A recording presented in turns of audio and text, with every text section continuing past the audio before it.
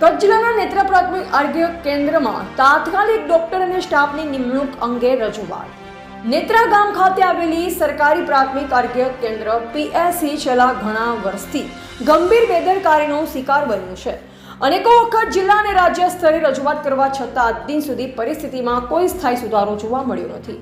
દવાખાનું 24 કલાક સેવા માટે નિર્ધારિત હોવા છતાં વાસ્તવમાં તે માત્ર ગણતરીના કલાકો માટે જ કાર્ય છે. હાલની સ્થિતિમાં PSC ખાતે MBBS ડોક્ટર, નર્સ તેમજ ફાર્માસિસ્ટ જેવી આવશ્યક સ્ટાફની સંપૂર્ણ અછત છે, જે કારણે ગ્રામ લોકોને મૂળભૂત આરોગ્ય સેવાઓથી વંચિત રહેવું પડે છે.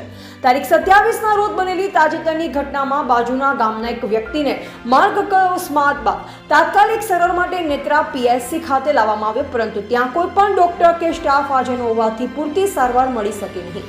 આવી પરિસ્થિતિ ગ્રામ લોકોના જીવન માટે ગંભીર જોખમ ઊભું કરે છે. ગામના આગેવાનો અને નાગરિકો દ્વારા અગાઉ પણ અનેકો વખત લેખિત અને મૌખિક રજૂઆત કરવામાં આવી છે, તેમજ ગાંધીનગર સુધી પણ આ મુદ્દો પહોંચાડવામાં આવ્યો છે, પરંતુ માત્ર થોડા દિવસો માટે જ વ્યવસ્થા સુધરે છે અને ત્યારબાદ ફરી જૂની પરિસ્થિતિ યથાવત બની રહે છે.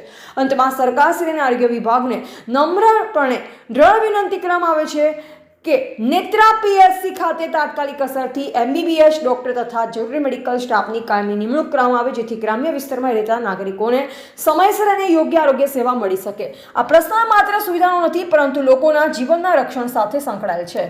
રિપોર્ટર હરીસિંહ મોખા, ઉસ્તિયા.